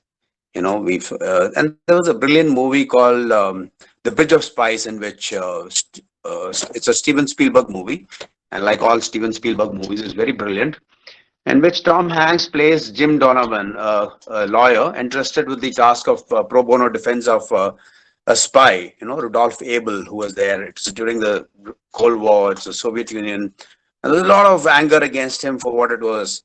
And Donovan was one of the best lawyers who was available in New York at that time in the 50s. And he was asked to defend him. And he really went about defending him. And the Attorney General comes and asks him, why are you defending him? We're just facing American system of justice. And that's when he says that, yes, it's exactly what I'm defending. It's the idea of America. It's our respect for the Constitution and agreeing to follow the rules of the Constitution that makes us all Americans. So it is that respect for law, even in times of crisis, despite the threats and the options that are available to them, it's what makes America, what makes a country like India, a democracy like India or America, that sets it apart from authoritarian regimes. And what was most conspicuous by its absence on 6th of December was this exact trait. Like what we realized that is that America is really not as unique as we all have been led to believe, that, even the Americans believe. It's so easy for them to backslide into medieval, into civil war. It has put an end to the end of American exceptionalism, especially for people like us, because we've been so used to them, the Americans, preaching to the rest of the world what is at stake is here as a character. It has a very clearly defined norms and laws and prescribed very legal terms. But what it taught us so far is that America, it encourages those with power to do what is right rather than refraining from what doing is illegal. And that's what we've seen even in the wars, when in the armed forces, we are taught that, even though you may be superior to your, we may be having an upper hand, but it's the adherence to the conventions, the laws and the norms that actually describes us and differentiates us from terrorists and others. It's the adherence to the laws. And the whole world has always paid a lot of attention to what happens. It's peace in our lifetimes. In our generation, we've seen what happened in the civil rights movement. We've seen the Vietnam War protests of the 50s, the Watergate scandal. These are all fresh in our minds. We were in schools and colleges. And then the 2008 financial crisis. And then, most recently, the killing of George Floyd and the Black Lives Matter. and even their response in COVID-19, it kind of shook the entire idea of Americans as we've all been believed. So this Capitol Hill siege on 6th was something that is totally different. It was the president of the United States along with his supporters who were actually inciting or carrying out the violence with the aim of subverting American democracy. It was also a failure of law enforcement. It also raised in us, which we already saw in the manner in which the COVID was handled, of the American competence. So when America gives arguments against spread of nuclear weapons and they deny nuclear and on the ground that countries are not stable or responsible, it rings hollow when the commander-in-chief of the American, the preeminent nuclear power in the world can actually behave like this. So this actually has challenged the Americans' ability to, advocate for democracy and rule for law. And what can happen is that allies, partners, even worldwide can actually question it. It's not that it's happened for the first time. We were a democracy. We saw that happening in 1971 when Henry Kissinger made a dash for Peking, and asked them to stand up against where a genocide was being committed. But then those are different times. That is a Cold War era. But in more recently, in times of Obama administration and even during Trump, you've seen some people have actually been questioning the dictations, like attacking their own allies, cozying up to dictators, acting unilaterally and unpredictably, pulling out from regional and international agreements and like climate change and others. So when you lay such doubts, it means it allows the other countries the ability to ignore the preeminent powers and treaties and policy matters. We've seen that already happening in the Middle East, Europe and Asia. We've seen the war in Yemen in which Saudi Arabia has been bombarding them to Middle Ages. We've seen Turkey's involvement in Syria and their support for Azerbaijan and Nagorno-Karabakh, and the issues with the EU's trade agreement, investment treaty with China, the RCEPs coming up. What is going to happen is that the world will be more violent because people are capable of, breaking out into their own independent hand. What is important to highlight here is in the 1990s, Bill Clinton had asked Jack Goldstone to study how states fail. And, it meant other states, not the US. But this, the study that Goldstone carried out actually predicted that, it's very much like he had predicted that when election results are narrow and close, people can actually, it never actually had America in mind. What happened here is exactly what had been predicted by and because of which regimes like China and others are saying that, our systems are so much better. Their response to the pandemic and the scenes that you're seeing in America proves the superiority of their model. And they're questioning the hypocrisy of the Americans trying to criticize their law, measures that are being taken in Xinjiang and Hong Kong. So I would like to quickly end this by, reminding everyone it's that 1861 war in Gettysburg, the bloodiest battle came about in 1863 with about 51,000 casualties that took place. And though the Union stopped Robert Lee, Northern invasion, but there was the Gettysburg was littered with dead bodies. And at that memorial for the dead, Lincoln called upon the Union to persevere for a single national ideal. He said that here we are resolved that all the dead shall not have died in vain, that this nation under God shall have a new birth of freedom, and that government of the people, by the people, for the people, shall not perish from the earth. The effect of that speech, Lincoln's Gettysburg speech, was radical and immediate, because after this acceptance of the speech, a new America emerged. I don't know whether we are seeing a new America coming out from what has happened in Capitol Hill. And just like individuals, the reputations of countries are so easier to tear down, and it takes a lot of time to build. So I think America has to put in and do the damage for the sake of itself and for the rest of the world, because it is undoubtedly a post-American world. This power will and it's important to maintain an effective international order, but I think it's an important thing that America reclaims what it has lost. I come to my end of this. Thank you very much, sir. Thank you very much, Colonel Pillai. I, on my part, as chair, apologize for a blackout which happened, so I had to go off screen for a while. But thank you, Aditya, for taking over and conducting the proceedings. Now we come to an end of this very interesting session in which we had 6 very eminent speakers with a variety of views expressed. and I'm sure the audience must have enjoyed the speakers, each in their own right. I would now like to request if there are any questions, or if you have any questions, you could also, use the raise hand icon. If there are any questions which have come in, Aditya, could you assist me with those, or the secretary could assist me with those, because I don't see any in the chat box in front of me.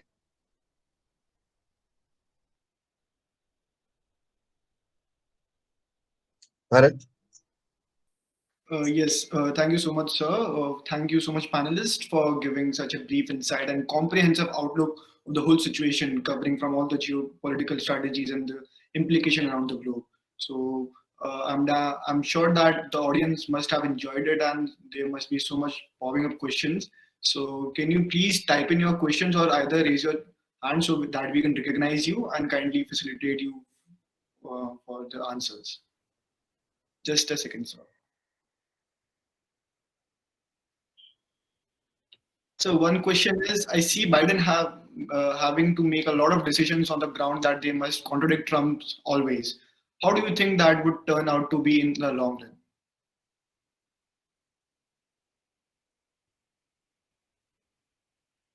Sorry, who's that? I guess this Would you? Could I answer? Yes, ma'am, you can go ahead. For a whole other panel. Well, I think that Biden has made it quite clear that he's not going to, oppose Trump or Trumpism or whatever for the sake of opposing. He has said that he would want to be a president, both for those who voted for him and for those who did not vote for him. And he sees his primary domestic challenge as really healing these schisms within the United States and bringing people together. This is what he has said. His party, however, has a left wing, and at the same time, the Republicans have an extreme right wing. But in many cases, actually, surprisingly, the points of these two groups cohere. For instance, on some of the economic issues, particularly protectionism, saving American jobs, getting America out of global conflicts. Let's not take it, it's a simplistic view to presume that their views are irreconcilably opposed on all issues. No, on several issues, the views are the same. And on other issues, I'm sure that Biden will have to navigate to find a consensus, and may end up also working with moderate Republicans to keep his own hardliners, if you will, in check.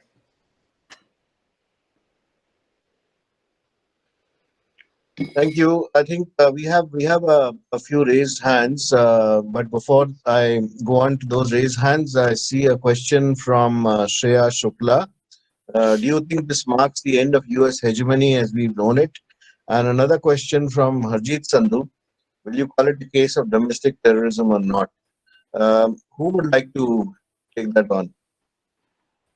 On the domestic terrorism issue, I'd like to, if you don't mind my interrupting, although, we have far bigger experts on terrorism than I would like to say it is a clear case of domestic terrorism.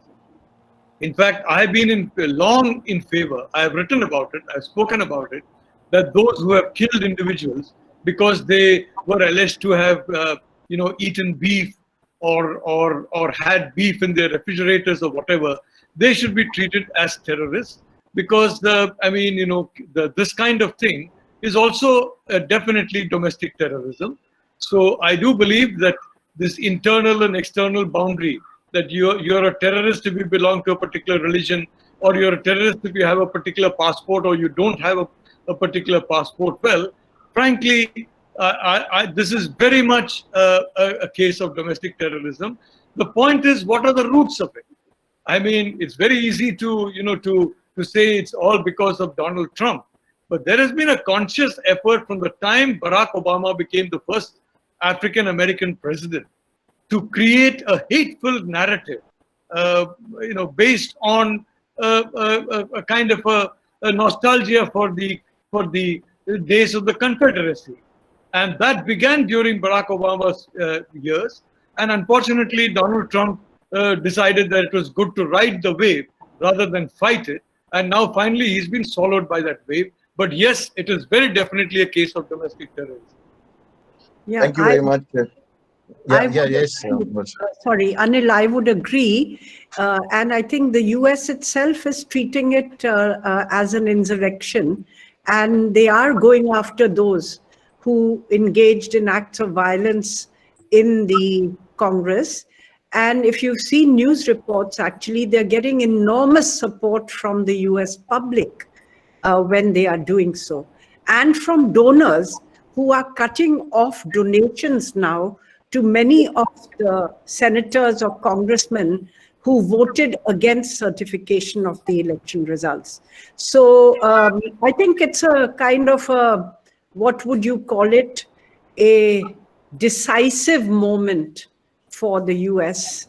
And they are treating it, their federal agencies are treating it as insurrection. The Joint Chiefs of Staff are treating it as insurrection. So if you see the establishment, certainly it is treating it as punishable under the Insurrection Act. Okay, thank you so much. And the question about, do you think this marks the end of US hegemony? Have we known it? Kishan, would you like to take that on? I think it was certainly receding anyway. I don't think the US had the same kind of, or exerted itself the same way as it had done about 10 years ago.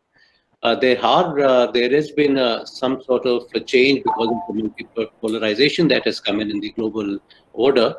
And the US, they remained a power to contend with, remained a superpower, but certainly the influence was waning over a period of time. It probably has to now revive itself if it wants to do that, but I don't see that happening in the very near future. But for a simple reason, there are other players in the world which are rivaling it and actually challenging it on its own turf and its own strengths. So I don't see that. But coming back, if I may, if you permit me to go back a little into the domestic politics, with that there was a question that was asked earlier. I think the Biden administration is going to play it very cleverly and very quietly, very soberly, because they're not looking at a 4-year term, and that's all. And then there's a change. So they are trying to go and woo somehow the people who are on the other side of the divide and see how they could strengthen themselves in the 24 election. So I think there's going to be a little bit of a change, a little bit of churn in the way they handle things, more rule-based order internally. And I think this is going to be projecting even in the external sphere. Another point which I could have possibly said earlier about the international institutions, I think we should mention it, about a great role of the US in international institutions. I can see that happening. It's going to be revived. And also, I think a lot of engagement in the climate change conversations and dialogues that we are having. These are some of the areas that are going to have a geostrategic implication on how the US tries to go back into a lead role, which it had actually lost out to a certain extent, not all. I think it still remains an unrivaled power for the next 50 or 100 years by the sheer strength of its resources, science and technology, and it's still going to be there. But I see some of these changes. So hegemony, for the short answer to that is, I don't think it was hegemonic. It had already begun to recede. Probably you'll see a little more of that being given away, but a more community of nations coming together with similar kind of democracies and objectives and ideals will probably coalesce in the next 4 or 5 years. Thank you, Kishan.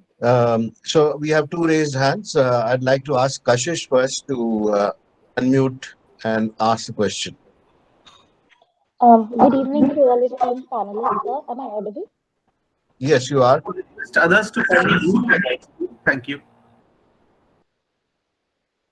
So my question was regarding the point that was raised that the internal differences within the Democratic Party between the conservative and the radical wing will have an impact on American politics.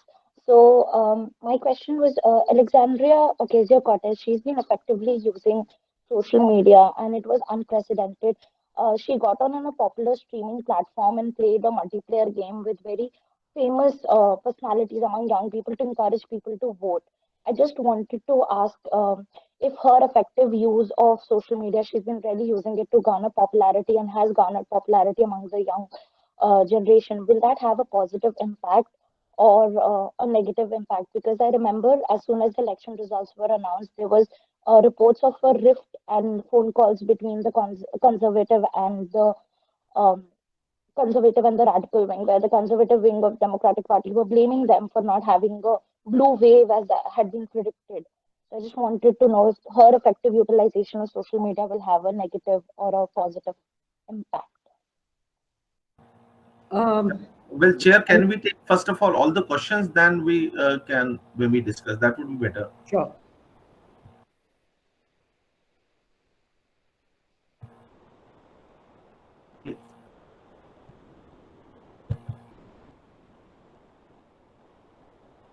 What about other? Anima? Mr. Tripathi? So my question was that is it the end of liberal democratic principled leadership, or we will continue to be transactional the way Trump was?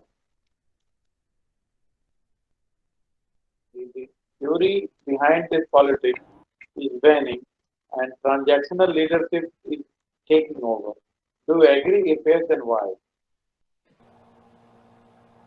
Thank you, Mr. Tripathi. Anima Singh, quickly, I would request to kindly come up with your questions.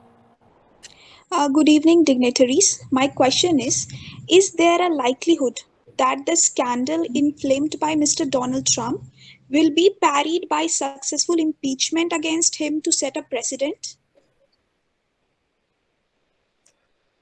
Okay. Thank you.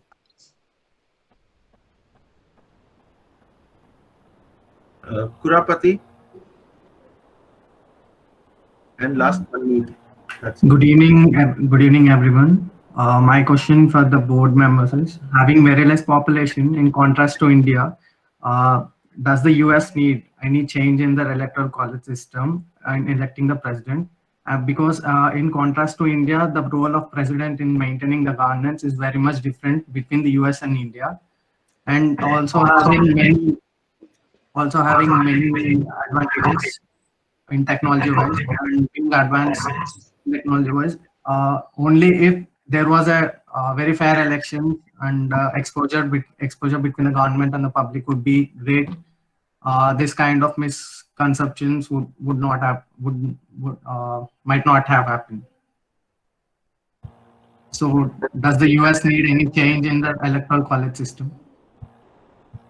Right. So there is these are the 4 questions, and there's a last one by Manmeet Arora. How far the polarization can have an effect on the presidential decision that it can override the judicial decision by an executive order as seen in recent times? We have 5 questions in all.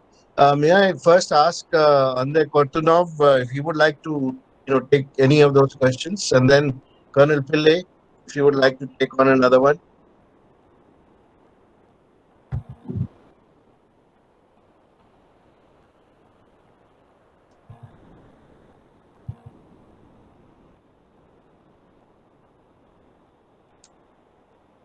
Andrei, you'll have to unmute yourself, please. If you allow me, I'd like to say a few words about the impeachment issue, because it's a serious issue, and we now see how fast the executive power is moving ahead on this issue. Of course, one can ask a question: why? Why do they need it right now, since Trump will remain in power for less than a week? I think that the idea behind impeachment and behind what is being done right away by the US political establishment is that to defeat Trump is not good enough.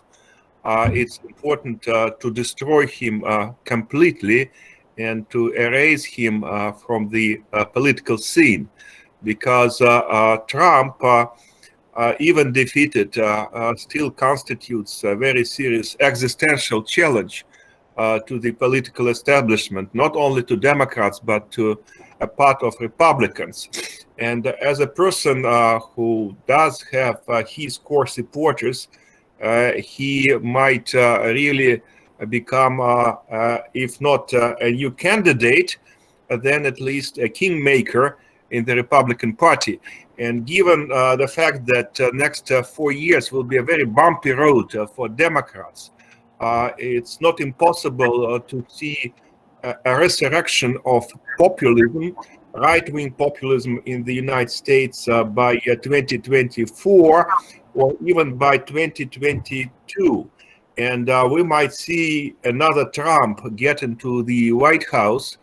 At least we cannot exclude such an option of another non-system candidate, another flamboyant leader get into the White House in 4 years from now. So in my opinion, the goal of Democrats and also a part of Republicans is to basically kill Donald Trump politically, to make sure that he will never resurrect from the ashes, and whatever happens in 2024, his group of supporters will not be represented at the presidential elections in 4 years from now.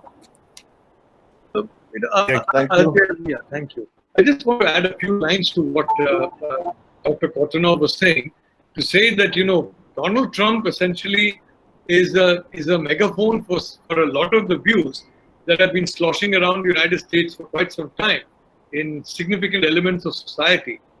So, I don't really like to say that I think what we call Trumpism is going to long survive. Even assuming Donald Trump is finished up from politics, what is called Trumpism is likely to go on for quite some time more. Yeah, I agree. Thank you. Colonel Pillai, would you like to take on the next question? Any of those? You have to unmute yourself, sir.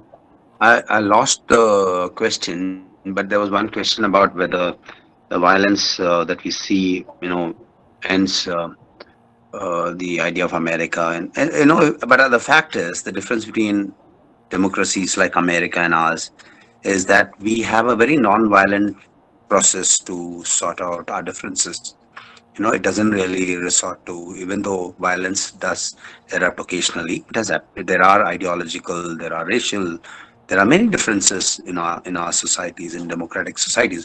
But incidents like these are not something that are going to be permanent fissures, and that's not like going to announce. And definitely the world needs, we've seen the Americans have intervened. They've contributed greatly in many ways in terms of in upholding certain fundamental freedoms that are, despite our very differences in the 70s with them, we've aligned, we're part of the Quad, we've seen that happening. And I do hope that, the ability of intelligent people, advanced societies to actually agree, because if you see, it's the greatest enemies to any society lies within the society. It's not external enemies. If the Roman and the Greek empires had collapsed, or whether anything happens to them, it's because they lost out to nomads and to those nomadic, the tribes. So the collapse of civilizations, it's very easy to happen, and I really do hope that it doesn't descend into chaos and disorder, and the world doesn't head into a we do need a strong America, because that has been in the forefront of delivering technology, education, sciences, and it's been a place that people want to go. It's very much like what India was in the ancient times, center for learning, technology, and everything, and it just collapsed, because of differences. So I really don't think we will be seeing that happen now. I hope it doesn't happen. Okay. Thank you so much. I think there are 3 more questions. So, yes, yes, please go ahead. One of the questions which was raised about the left wing of the Democratic Party and what this means for Biden, and also the growing popularity of Alexandria Octavia Cortez and her use of social media and so on. Now, clearly, if you see, Biden has had the support of the left wing of his party, including Bernie Sanders and others who came together to ensure that he defeated Trump. He has also had to incorporate some of their ideas into his own agenda. For instance, a minimum wage, great emphasis on climate change. I mean, there are many aspects of his agenda, a stimulus to revive growth through, infrastructure, development of infrastructure, a green stimulus. There are many elements of Biden's agenda where he has already navigated with the left and arrived at a consensus on what he may incorporate and what he won't accept. For instance, waiving of fees or loans for students. There are many aspects. So going forward, obviously, the left will try to push the envelope and Biden will navigate again, as he has done, with the mainstream of the party, with the left, and with the moderate Republicans. He is not going to limit his efforts only to the Democrats. He is going to seek to work with moderate Republicans across the aisle because he has been known for that even when he was the chair of the Senate Foreign Relations Committee, and throughout his long years as a senator, Biden has been a reconciler, somebody who seeks the middle ground, and therefore that is what he's going to do. As far as impeachment is concerned, I agree with Andrei Kurtunov that the impeachment is more to prevent Trump, coming back again in a political role and ending his influence on the Republican Party. Whether this will go through the Senate remains to be seen. It's gone through the House. 10 House Republicans voted along with the Democrats on the impeachment resolution. In the Senate, however, they need a 2/3 majority, and that means 17 Republicans will either have to abstain or vote for the impeachment proposal because it's 2/3 of the members present and voting. While there are some reports that Mitch McConnell believes, the House Senate Majority Leader at present, Mitch McConnell believes that this is an impeachable offense and would be quite happy to have the Republican Party rid of Trump. I think these are only speculative reports, and whether McConnell will be, A, actually believes this, B, will he be able to, get the Republicans together on this, all remains to be seen. In any case, McConnell doesn't want to take up the issue before 19th and will only take it up after the inauguration. That is his preference as of now. But the objective is clearly what Andrei Kortunov said, to prevent a revival of Trump. But, even if Trump is not there, the constituencies which voted Trump to power and the issues which exercised or motivated them, and here I list them out again. One is anxieties about demographic change and whether, white America can continue to be in command in future with the changing demographics in the United States. B, concerns about globalization by the working class, lower middle class, who have lost jobs all across the Rust Belt. Since the 80s and 90s, actually, this has been going on, and have seen a downward pressure on wages as a result of globalization. I think these pressures are going to remain, these concerns are going to remain, and America will have to find a way to address these as also the increasing income inequalities and social stratification, because America has always been seen as a land of opportunity for all. If they want to revive that, they have to address the growing inequalities in their society. And in that way, they might also address the other concerns which motivate Trump voters. Thank you so much. I mean, it's been a fascinating discussion, and even the question and answers were very, very educative. Unfortunately, we now have a hard stop because we've exceeded our time, and I've been constantly reminded now to bring this session to an end. So I'd like to thank all the panelists for their excellent views. Ambassador Kamal Sibal, Ambassador Meera Shankar, Andrei Kotonov, Professor Madhav Das Nalapat, Krishan Verma, and Colonel DPK Pillai. Thank you very much for participation and for your excellent views, and for the audience which participated very, very enthusiastically. Even now, there are some questions coming in, but we've completely run out of time. Thank you very much, Aditya, for taking over from me in between in that pitch. And Bharat, thank you very much for conducting the session. Many thanks. Thank you all very much. Bye-bye. Thank you Good so night. much. Thank you very much. Thank you. So, by this, we come to the end of session one. We had a great discussion about the institutions, how did the institution failed in the US, especially the Supreme Court.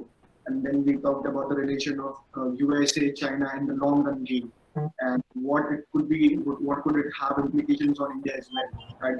India-USA policy orientation won't change much. And then we came up towards the human rights agenda. How was it used as a factor to polarize the groups in USA? And then we finally talked about the governance perspective with political bureaucracy. By this, I'm very much sure that the youth, which is connected to by this medium, got a comprehensive outlook of the issue which was held, and they would be thinking in a good, constructive manner. So I would like to thank again Mr. Anil, sir, who conducted and facilitated the flow smoothly, and all the panelists. Thank you so much for joining us.